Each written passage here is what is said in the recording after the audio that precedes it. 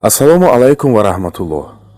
бародарони азиз, имрӯз дар бораи яке аз равғанҳои шифобахше ки бениҳоят дар байни мардум паҳн аст суҳбат мекунем. ин равған равғани кастор ё ин ки ба исилоҳи русӣ гӯем касторовое масло ном дорад. дар ин навор иншоаллоҳ ки дар бораи фоидаҳо ва зарари равғани кастор гап мезанем ва барои ҳамин бинандагони азиз хоҳиш мекунам наворро бо диққат тамошо ва гӯш кунед.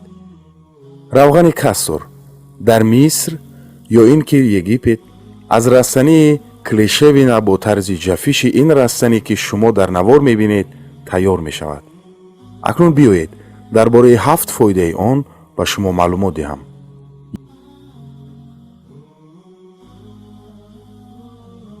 якум, барои бемории бо номи грибок.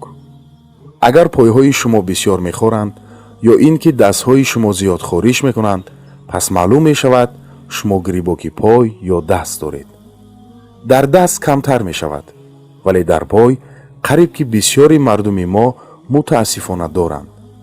ин проблема нест.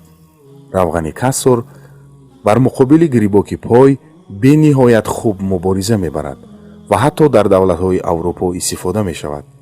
барои аз хориши пой ё грибок халос шудан, равғани касторро гарм карда дар пойҳои худ ё дар ҷойҳое ки мехоранд пеш аз хоб мемоланд. барои як курси он ба шумо иншоаллоҳ ки 2 шишачаи он кифоя аст. дуюм, барои пешгирӣ аз сафедшавӣ ва рехтани мӯй. вақтҳои охир дар байни ҷавонон тез калшавӣ ва сафедшавии мӯи сар мушоҳида мешавад. мутаассифона он собунҳо ва шампунҳое ки дар мағозаҳо мефурӯшанд баръакс рехтани мӯй ва сафедшавии мӯйро зиёд мекунад. равғани кастор беҳтарин даво барои пешгирӣ аз сафедшавии мӯй ва рехтани он мебошад. барои ин ҳар шаб пеш аз хоб равғани касторро гарм карда ба мӯйҳои худ мемолем. иншоаллоҳ ки 2 шишаи он ба шумо кифоягӣ мекунад. инро ҳам мардон ва ҳам занон метавонанд истифода кунанд. сеюм, дардҳои бадан аз қабили дарди мушакҳо, зонуҳо, дасту пой ва миён. мутаассифона қариб ҳамаи мо аз сабабе ки дар хунукиҳо кор мекунем тамоми узвҳои мо ба қавли воспаления мегиранд ва тамоми бадан, зону, миён ва дасту пойҳо дардманд мешаванд ё ин ки лат мехӯранд. барои халосӣ ёфтан аз ин дардҳо равғани кастор беҳтарин даво аст. онро дар як рӯз 2 маротиба ба ҷойҳои дардманд ва варам карда мемолем ва кастор иншоаллоҳ ки варам, дард ва шамолзании онҳоро мегирад. чорум, барои мардоне ки машқ мекунанд. ҳамаи мо медонем ки пас аз машқ тамоми мушакҳо ба дард меоянд ва барои аз ин дард нест шудан равғани касторро ба мушакҳои худ мемолем. ин сабаб мешавад ки иншоаллоҳ дардҳо нест шавад ва мушакҳо тез барқарор шавад.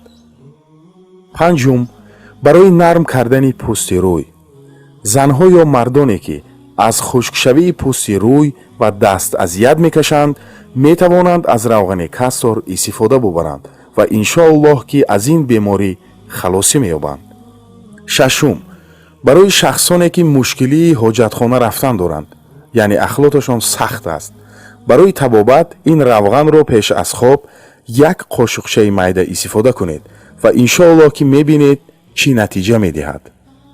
ҳафтум, барои яраҳо ва захмҳои бадан.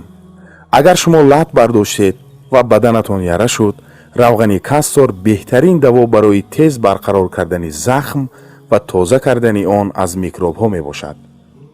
онро дар як рӯз 2 маротиба ба ҷойҳои захм мемолед ва иншоаллоҳ натиҷаи хуби онро давоми 2-3 рӯзи аввал аллакай мебинед. ин буд тамошобинони гиромӣ 7 фоидаи равғани кастор. вале ногуфта намонад ки бо вуҷуди ин гуна фоидаҳо доштан ин равған противопоказания дорад, яъне ба занҳои ҳомиладор, кӯдакони то 3 сола ва шахсоне ки панкреатит дорад мумкин нест. барои дигарон мумкин аст аз сабабе ки гиёҳӣ ё ба қавле алафӣ аст. барои харидорӣ марҳамат ба ширкати даво ки аллакай чанд сол шуд ва Миср ин доруҳоро меорад муроҷиат кунед. ширкати даво ҳатто барои ҳамаи ин доруҳо албатта сертификати качества дорад ва шумо онро дар экрани худ мебинед. ба рақамҳои дар экран буда занг занед, заказ кунед. ба тамоми шаҳрҳову деҳаҳои Русия тариқи почта мерасонанд. агар видео ба шумо маъқул шуд, ҳатман лайк монед ва тариқи имо ба ёру дӯстони худ равон кунед. боқӣ худованд нигаҳбони ҳар яки мову шумо бошад.